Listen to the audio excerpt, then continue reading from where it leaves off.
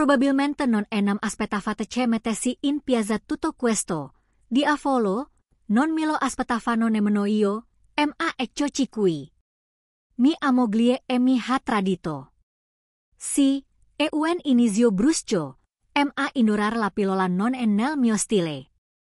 Questa è la mia vita, non un'opera di narrativa raffinata. I dettagli sono disordinati, le emozioni crude e il tradimento, beh, e quanto di più reale ci possa essere. Lasciate che enam riporti al punto in cui tutto è cominciato, a un tempo in cui le cose erano più semplici o almeno lo sembravano. Sono una persona normale, niente di straordinario. Faccio il classico lavoro da 9 a 5 anni, spaccio carta, guadagno abbastanza per pagare le bollette e mi sono sempre considerato un uomo piuttosto fortunato. Fortunato perché, per molto tempo, ho pensato di avere tutto sotto controllo, un lavoro stabile, una discreta cerchia di amici e una moglie che per quanto ne sapevo mi amava. Ci siamo incontrati a una di quelle riunioni a cui non si vuole andare, ma a cui ci si sente obbligati a partecipare. Conoscete il tipo troppo alto, chiacchiere forzate e la goffadanza di finire di divertirsi. Era a casa di un amico comune, una di quelle persone che hanno troppi soldi e amano metterli in mostra con feste sontuose. Ricordo quella sera come se fosse ieri.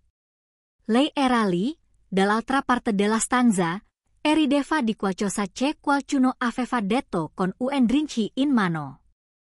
C'era qualcosa in lei che mi attirava immediatamente, forse il suo aspetto o il modo in cui si muoveva come se fosse padrona dello spazio che la circondava.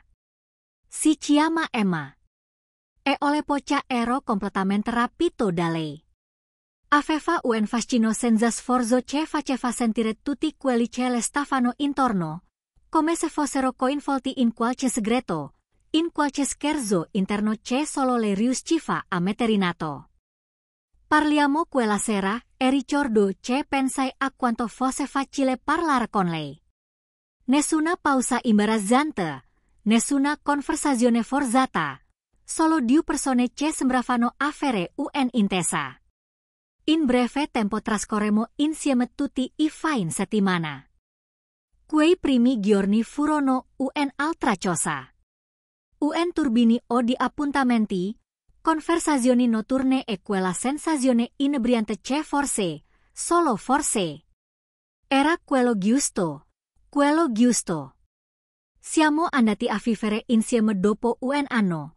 Ci siamo sposati dopo altri 2. Pensavo che fossimo felici, volevo credere che fossimo felici. Emma era tutto per me, era bella in quel modo classico e senza sforzo che non svanisce mai. Aveva un'arguzia tagliente, era in grado di tenere testa a qualsiasi conversazione e aveva una risata che poteva riempire una stanza. Avevamo la nostra dose di litigi, quale piano NH, ma facevamo sempre pace, o almeno io credevo che lo facessimo. Ripensandoci ora mi chiedo quanto di tutto ciò fosse reale e quanto fosse solo una mia visione di ciò che volevo vedere. Era un venerdì sera, niente di speciale, solo una di quelle serate in cui non avevamo voglia di uscire. Emma suggerì di restare a casa, aprire una bottiglia di champagne che aveva preso all'inizio della settimana e guardare qualcosa di poco impegnativo su Netflix. Sembrava perfetto.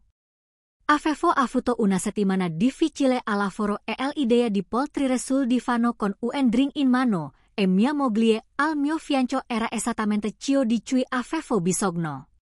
Mi chiese di prendere lo champagne dalla sua auto, non ci pensai 2 volte. Presi le chiavi del bancione e mi diresi fuori. L'aria della sera era fresca, con una leggera brezza che lasciava presagire l'arrivo dell'autunno. Ricordo di aver pensato a quanto fosse tranquillo, a quanto il quartiere sembrasse silenzioso, e strano, le cose che si notano quando il mondo non è ancora crollato. Aprì il bagagliaio ed ecco là lì, proprio come aveva detto lei. Una bottiglia di champagne incastonata tra un paio di buste della spesa che non si era preoccupata di portar dentro, ma mentre ella prendeva mi colpi un altro odore. Non era opprimente, ma era lì, persistente nell'aria come un brutto ricordo. All'inizio non ci feci caso. Forse si era rovesciato qualcosa, o forse era solo l'umidità dell'aria. Mi scrollai di dosso la sensazione, presi la bottiglia e chiusi il bagagliaio. Ma mentre mi voltavo per rientrare in casa, qualcosa mi fece fermare, chiamatelo istinto, chiamatelo paranoia. Qualunque cosa fosse, mi fece fermare. Mi ritrovai a camminare verso la portiera dell'auto guida con la mano che esitava sulla maniglia prima di aprirla. Ed ecco lì. Un preservativo usato era lì sul sedile del passeggero e mi fissava come un grottesco artefatto di una vita che non riconoscevo. Per un attimo la mia mente si è svuotata. Quel tipo di foto in cui nulla ha senso, in cui realtà e incubo si confondono. Non usiamo preservativi. Non li abbiamo mai usati. Siamo stati sposati abbastanza a lungo da non averne bisogno. Quindi che diavolo era questo? Il mio primo pensiero è stato il rifiuto. Doveva esserci un'altra spiegazione. Forse non era quello che sembrava. Forse, ma no, non c'era altra spiegazione. Era esattamente quello che sembrava. Un preservativo usato, seduto nell'auto di mia moglie, e di sicuro non era il mio. Rimasi lì, congelato, cercando di dare un senso a tutto ciò. Il mondo intorno a mi sembrava rallentar. I suoni della sera si dissolvevano in sottofondo. Sentivo il cuore martellare nel petto, un tonfo sordo e pesante che mi rimbombava nelle orecchie. Che cosa avrei dovuto fare?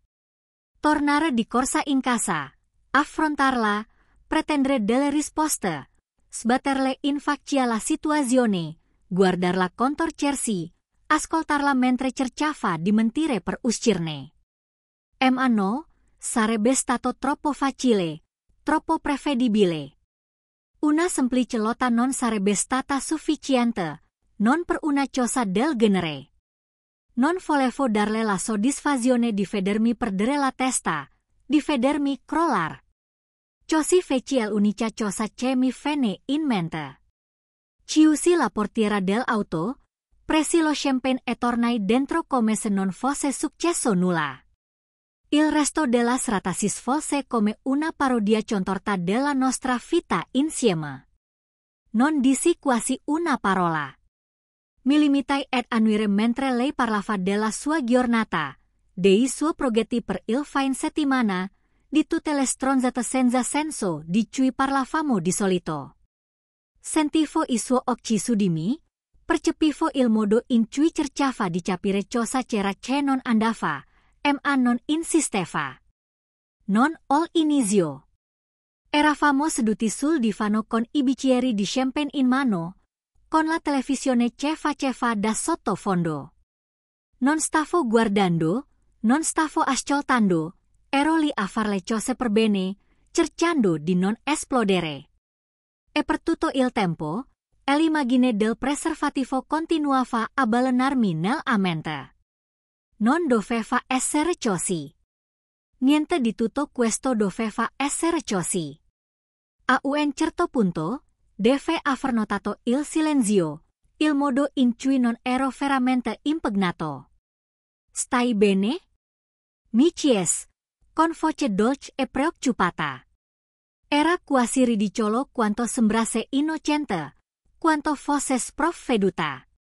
Forzando un sorriso, scossi la testa. Sì, sono solo stanca. Una lunga giornata di lavoro. L'ha comprata. O almeno, ha fatto finta di farlo. È sempre stata brava a fingere. Finimo la bottiglia, lo spettacolo e, infine, la serata. Non ricordo cosa abbiamo guardato o di cosa abbiamo parlato dopo. Tutto si è confuso in una nebbia di risentimento e incredulità. Ma mentre ero sdraiata oltre quella notte, fissando il soffitto, sapevo con certezza una cosa. Non era finita. Neanche per sogno. I giorni successivi al ritrovamento del preservativo sono stati confusi. Mi svegliavo, andavo al lavoro, tornavo a casa, ma mi sembrava di avere il pilota automatico. Era come se la mia vita fosse stata messa in pausa. Il mondo intorno a me si muoveva al rallentatore mentre la mia mente correva a 1000 all'ora. Non riuscivo a togliermi di dosso l'immagine di quella dannata cosa seduta sul sedile del passeggero che si prendeva ghiaccio di me, sfidandomi ad affrontare la verità che non volevo affrontare. Sapevo che non potevo lasciar perdere. Bisognava fare qualcosa, ma non sapevo bene cosa. Una parte di me voleva affrontarla, pretendere una spiegazione, vederla crollare sotto il peso delle sue bughe. Ma un'altra parte di me, quella che stava ancora cercando di aggrapparsi alla vita che pensavo avessimo, voleva evitare la verità il più a lungo possibile. Così ho fatto quello che qualsiasi uomo sano di mente farebbe di fronte alla realtà che la moglie potrebbe tradirlo, ho assunto un investigatore privato. L'ho trovato online, sepolto nelle ultime pagine di un sito web sommario, si chiamava Frank, un tipo spigliato che non perdeva tempo in chiacchiere o convenevoli. Il suo ufficio era un piccolo squallido buco nel muro in centro, il tipo di posto che ti faceva sentire come se avessi bisogno di una doccia solo entrando. Ma mi era stato caldamente raccomandato e a quel punto non mi importava delle apparenze. Quando entravi, Frank era seduto dietro una scrivania disordinata, con una sigaretta che gli pensolava dalle labbra e il fumo che si arricciava nella penombra. Al solo sguardo quando entravi, e gli occhi si restrinsero leggermente mentre mi osservava. Sei il tipo con la moglie traditrice, CS, con la voce roccia come la Gaia. Anni, non fidandomi ancora di parlare, mi fece cenno di sedermi e io lo feci sentendo il peso della situazione che si era creata mentre affondavo nella poltrona di pelle usurata. Fea bene, disse, appoggiandosi allo schienale e tirando una bocciata dalla sigaretta.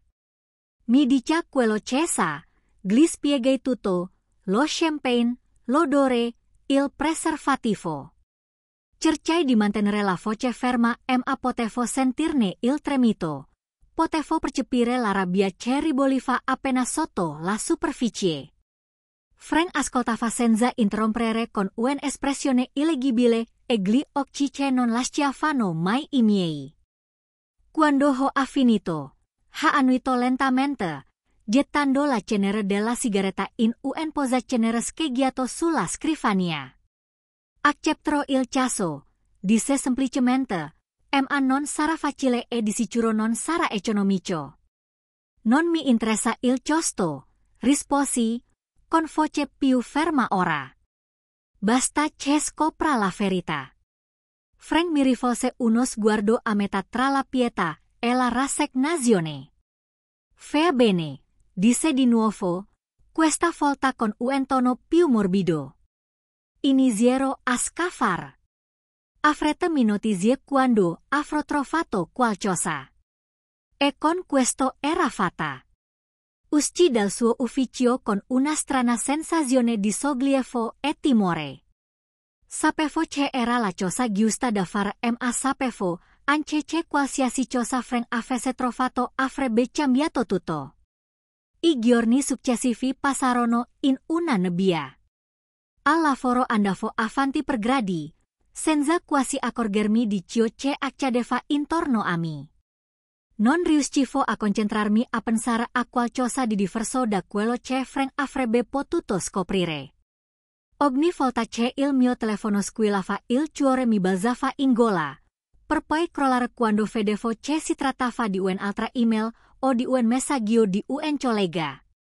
Non riuscivo a dormire, non riuscivo a mangiare, non riuscivo a librarmi della sensazione che tutta la mia vita stesse per crollare intorno a me. Poi il quarto giorno Frank chiamò. Incontriamoci alla caffetteria sulla settima, disse, con la voce roca come sempre, o qualcosa per te.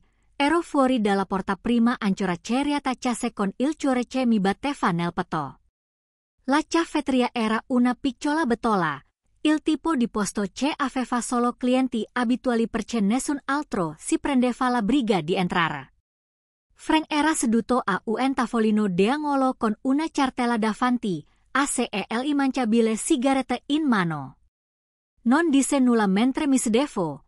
Si limitò a farmi schifolare la cartella sul tavolo, le mani mi tremavano mentre LH aprivo, le foto all'interno mi fissavano come un pugno allo stomaco.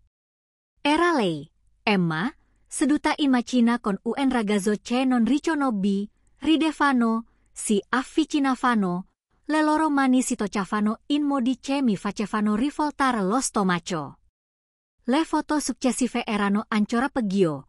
Lei al ristorante con lui, la mano di lui sulla coscia di lei, gli occhi di lei fissi su quelli di lui come se fosse l'unica persona al mondo. E poi il colpo finale, una foto di loro due fuori da quello che sembrava l'appartamento di lui, stretti in un abbraccio troppo intimo per essere solo amici. Mi sentivo male. La mia vista si offuscò e dovette sbattere forte le palpebre per evitare che le lacrime si rovesciassero. Frank mi osservava con attenzione, con un'espressione ancora illeggibile. E un collega, disse infine, rompendo il silenzio. Lavora nel suo ufficio passano molto tempo insieme, non solo per motivi di lavoro se mi spiego. Non riuscivo a parlare.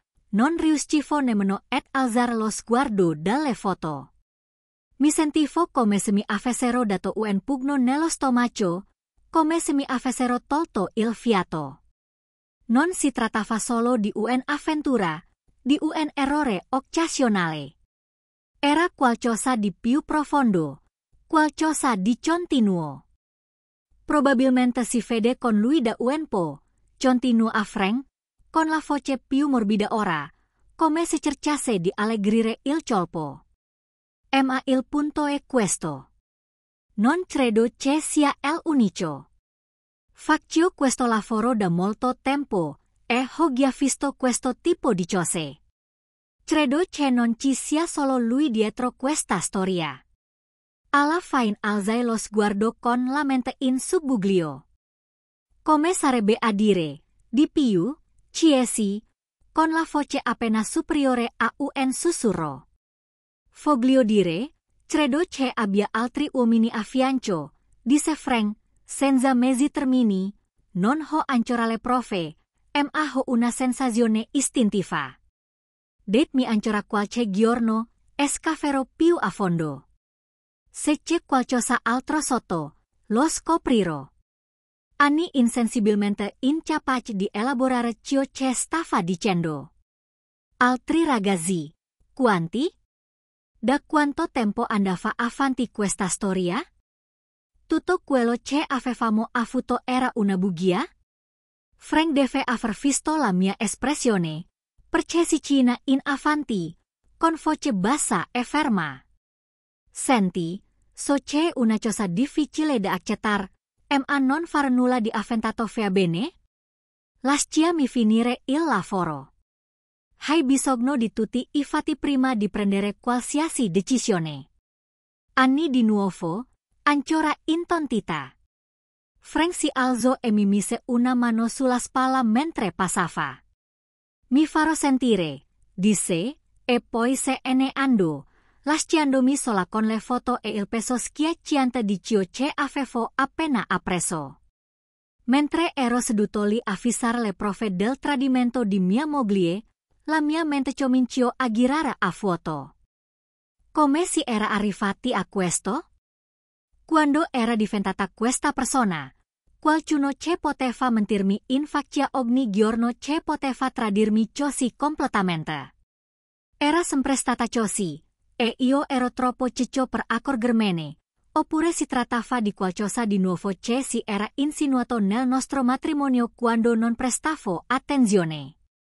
Mi sentivo uno schioccio, uno stupido, un credulone che si era lasciato prendere in giro dalla donna che amava. Dio, da quanto tempo andava avanti questa storia? Quante notti ero rimasto a casa pensando che tutto andasse bene, mentre lei era fuori con un altro. Quante bugie aveva raccontato, quante volte mi aveva guardato negli occhi facendomi credere che tutto fosse a posto. Non riuscivo a fermare i pensieri che mi frullavano per la testa.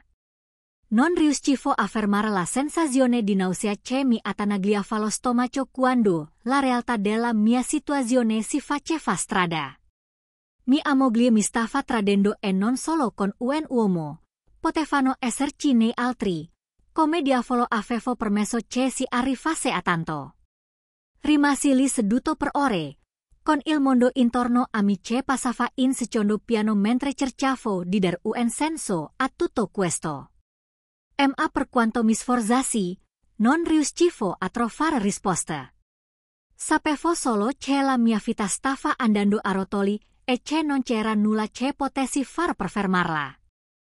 Passarono alcuni giorni da quando Frank mi mostrò a quelle foto e mi ritrovai a sprofondere in un baratro di disperazione. Non riuscivo a librarmi dell'immagine di Emma con quel uomo, il suo collega, il suo amante. La consapevolezza che potessero esserci nei altri uomini con cui mi aveva tradito, mordeva la mia sanità mentale. Ero alla disperata ricerca di risposte, ma soprattutto di una chiusura, avevo bisogno di conoscere la portata del suo inganno. Discoprire tutte le bugie che mi aveva raccontato nel corso degli anni.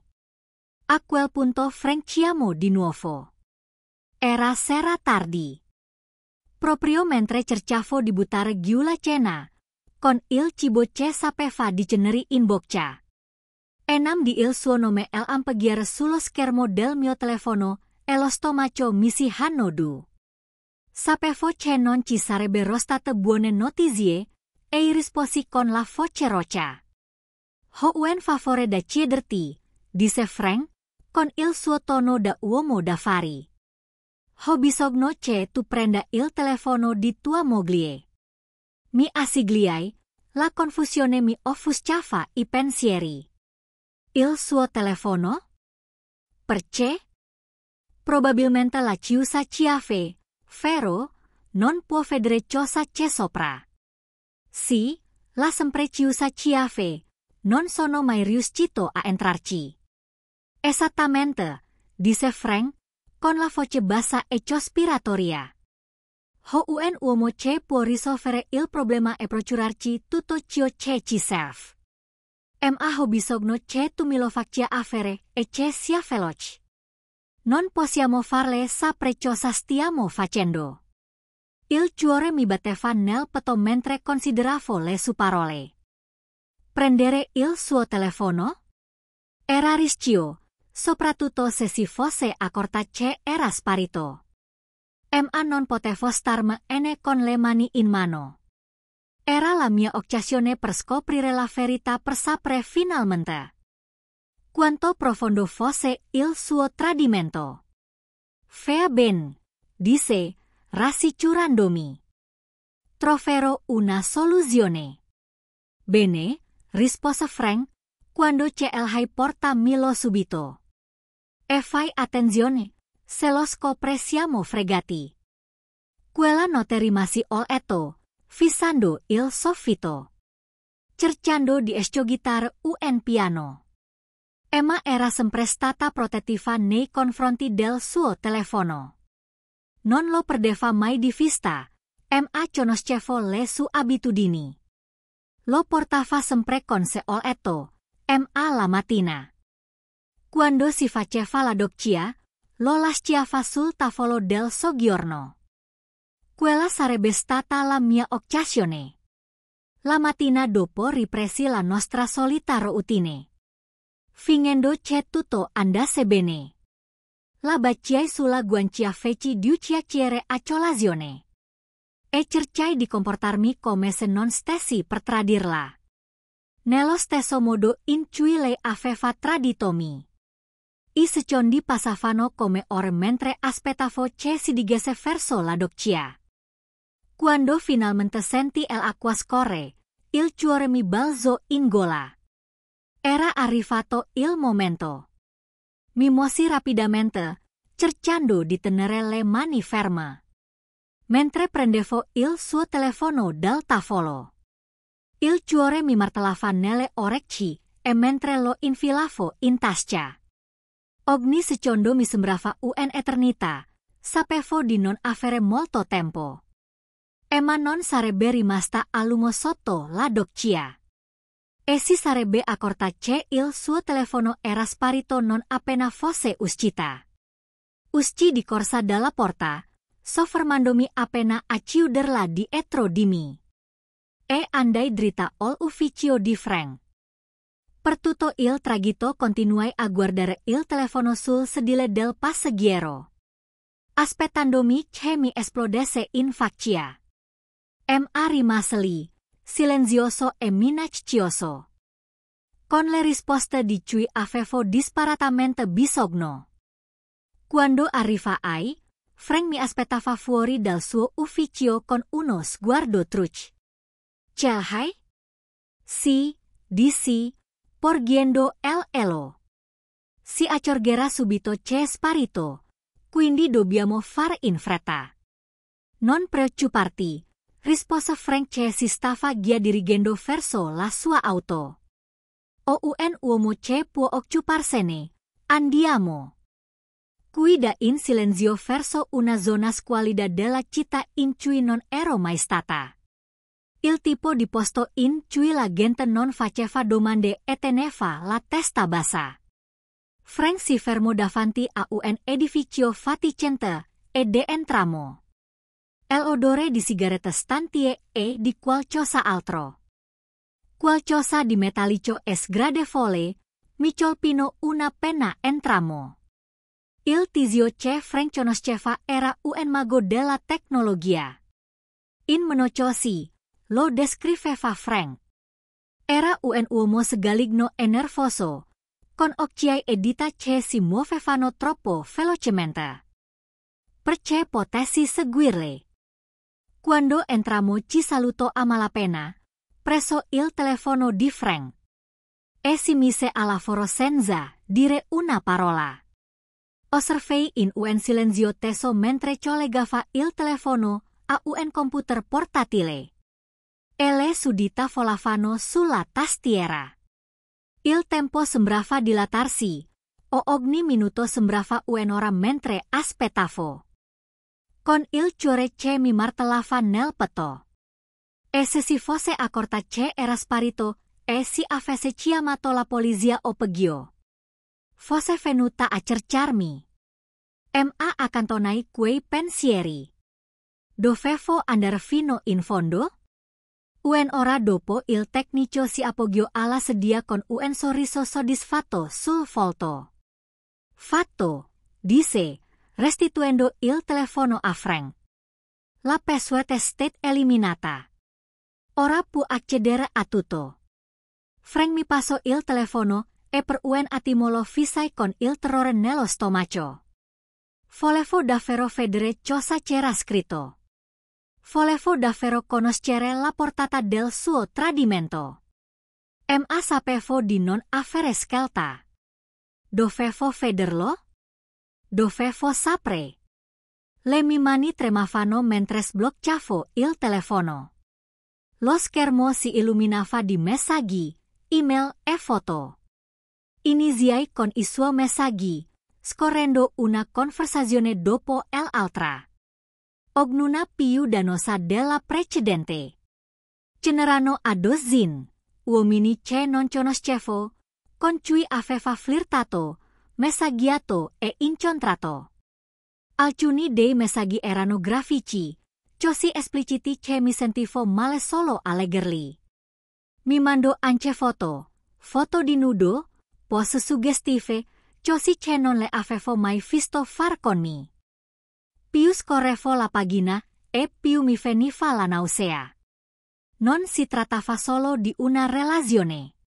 Era uno stile di vita. Non mi aveva tradito solo una o due volte. C'erano decine di uomini, e lo faceva da anni. La consapevolezza mi colpì come una mazza sul petto, facendomi perdere il fiato. Rimasi intontita, a fissare il telefono incredula. Come aveva potuto farmi questo? Come poteva guardarmi negli occhi ogni giorno, sapendo cosa stava facendo alle mie spalle? La rabbia cominciò a crescere, calda e feroce, salendo dalla bocca dello stomaco. Questo non era solo un tradimento. Si trattava di distruzione. Aveva distrutto il nostro matrimonio, la nostra vita insieme e percossa. Per un brivido a buon mercato, per l'attenzione di altri uomini. Frank mi osservò attentamente mentre mettevo giù il telefono con un'espressione illegibile. Stai bene? Scossi la testa, non fidandomi di parlar. Non stavo bene. Non sapevo se sarei mai stata bene di nuovo. Ma una cosa era certa. Avevo smesso di far lo stupido. Non era finita, neanche lontanamente. Quando tornai a casa quella sera, la rabbia riboliva appena sotto la superficie. Minacciando di ribollire. Sapevo di non poterla affrontare, non ancora. Dovevo ghiocciare d'astuzia. Dovevo pensare alla mia prossima mossa. Ma la rabbia era lì. Pulsava ogni battito del mio cuore e mi spingeva et andare avanti. Il viaggio verso casa fu confuso. I miei pensieri correvano più veloci dell'auto. Il telefono era in tasca come una bomba a orologeria. Il suo contenuto era un segreto velenoso che era già esploso nella mia mente. Non potevo più tornare indietro. Non potevo più fingere. Non potevo più recitare il ruolo del marito ignaro. Avevo chiuso con quella storia. Quando entrai in il vialetto di casa, feci un respiro profondo, cercando di stabilizzarmi. La rabbia era ancora lì. Calda e ribolente, ma dovevo mantenere la calma. Dovevo essere lucida. Dovevo mantenere il controllo. Mi avvicinai alla porta di ingresso con la mano che si stringeva intorno al telefono in tasca. E la spinsia d'apire. Emma era in cucina e si stava versando un bicchiere di vino, voltandomi le spalle. Sembrava così normale, così domestica. Come se fosse una donna qualunque che si preparava per una tranquilla serata a casa. Ma ora lo sapevo meglio. Sapevo cos era in realtà. Ehi, sei tornato? Disse senza voltarsi con voce leggera e disinvolta. Vuoi un bicchiere? No, risposi, con voce piatta e fredda. Voglio parlar. Qualcosa nel mio tono deve aver la messa in guardia perché si giro accigliata. Cosa che non vea? Tirai fuori il telefono dalla tasca e lo gettai sul bancone tra di noi. Dimmi tu. I suoi occhi si abbassarono sul telefono e enam di un lampo di qualcosa. Paura, senso di colpa, che le attraverso il viso prima di essere rapidamente macerato. Di cosa stai parlando?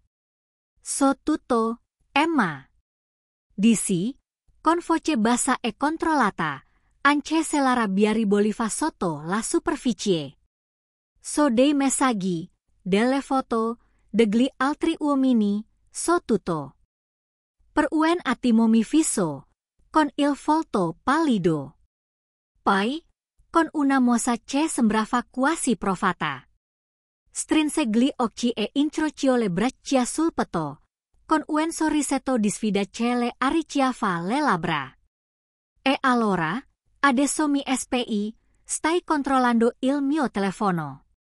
Non rigrar la frittata sbottai con la rabbia che finalmente si faceva strada.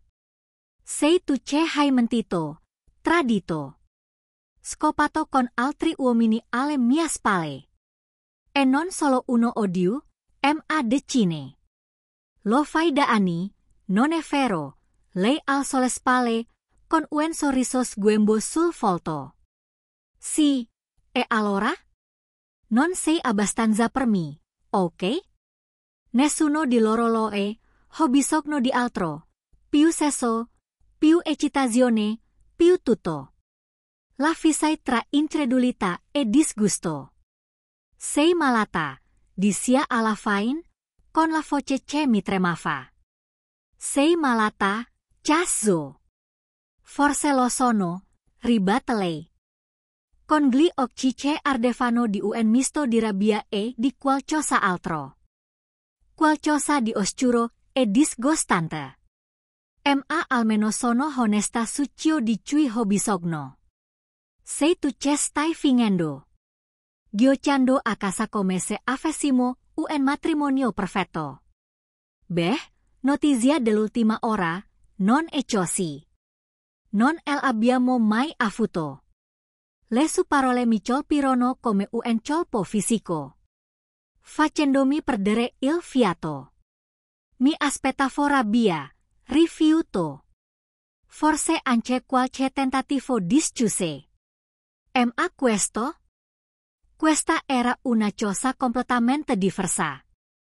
Questa era crudeltà pura e semplice. E questo che ti sei detto. Chiesi, con voce bassa e pericolosa.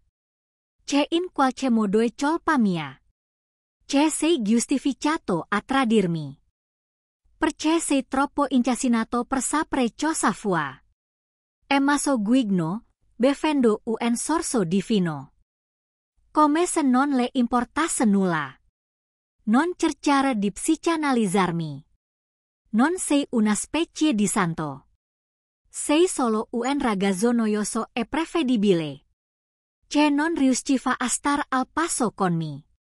Quindi, sì, ho trovato quello di cui avevo bisogno altrove. Poi davvero biasimarmi. Sentì l'ultimo filo del mio ritegno spezzarsi. La rabbia che saliva in avanti. Troppo potente per essere trattenuta. Sei disgustoso, cazzo, sputai. Parole piene di veleno. Non posso credere di aver sprecato anni della mia vita con una persona come te. Ma ora è finita, Emma. Ho chiuso. Sto chiedendo il divorzio.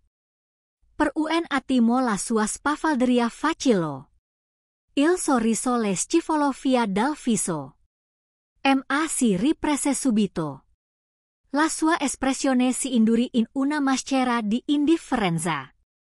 Bene, disse, con voce fredda e distacciata. Fai quello che vuoi. Tanto questo matrimonio non significa nulla per me. Quelle parole, più di ogni altra cosa, suggellarono l'accordo. Non c'era modo di tornare indietro. Non c'era modo di salvare quello che avevamo. O meglio, quello che pensavo avessimo. La donna che avevo sposato non c'era più. Sostituita da questa sconosciuta che portava il suo volto. Ma non aveva il suo cuore.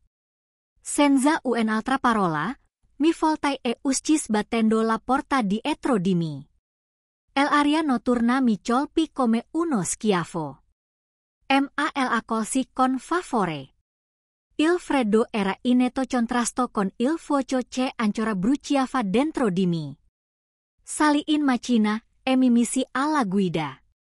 Senza curarmi di dove stavo andando. Avevo solo bisogno di andarmene.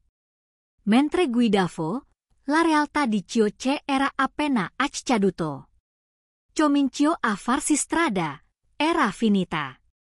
Il mio matrimonio, la mia vita, come la conoscevo. Tutto era finito. Ma al suo posto, qualcosa di nuovo stava prendendo forma. Qualcosa di più forte, più duro, forgiato nelle fiamme del tradimento e della rabbia. Non sapevo cosa mi riservasse il futuro, ma una cosa era certa. Avevo smesso di far lo stupido. Ma poteva avermi spezzato, ma non mi aveva distrutto. E qualunque cosa fosse venuta dopo, ero pronto ad affrontarla. Sono passati 2 mesi dal divorzio. 2 mesi da quando sono uscita da quella casa. Lasciandomi alle spalle tutto ciò che pensavo di sapere. Tutto ciò che pensavo di essere. E ad essere sincera, sono ancora un po' confusa.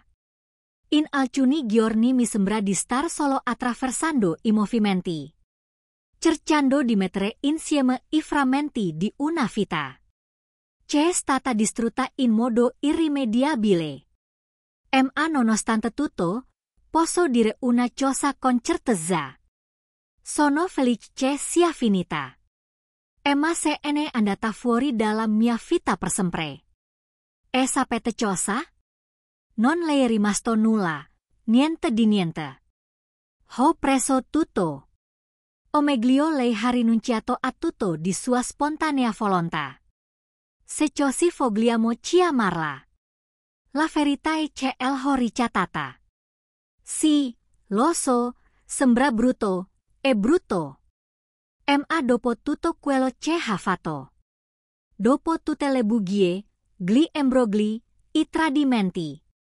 Non avevo intenzione di lasciarla andare via con niente. Non era nemmeno così difficile.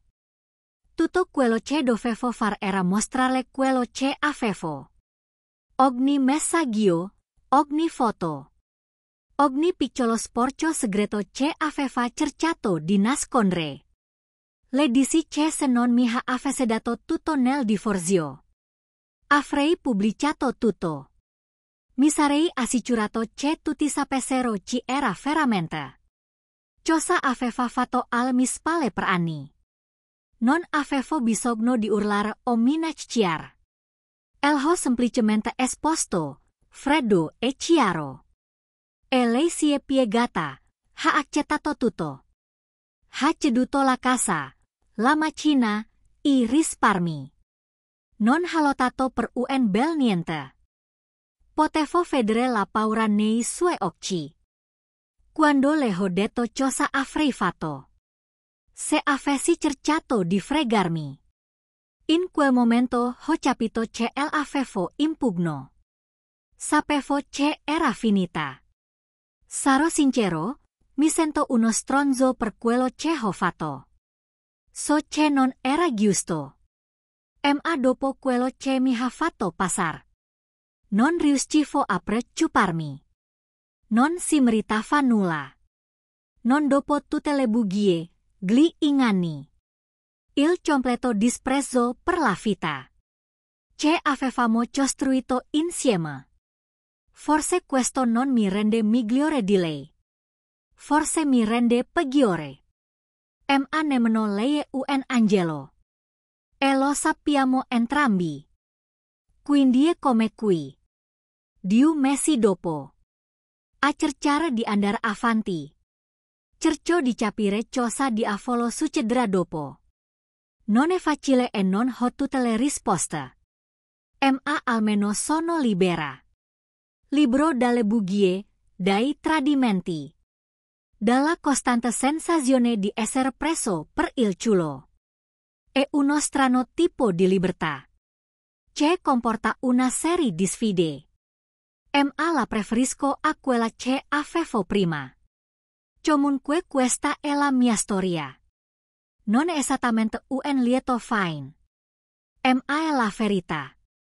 e a volte tutto ciò che si può chiedere. Quindi, grazie per essere rimasti. Per aver ascoltato la mia vita incassinata. Non so cosa mi aspetta. Ma lo scoprirò. E a chiunque stia attraversando la propria versione dell'inferno. Buona fortuna. E ne avrete bisogno.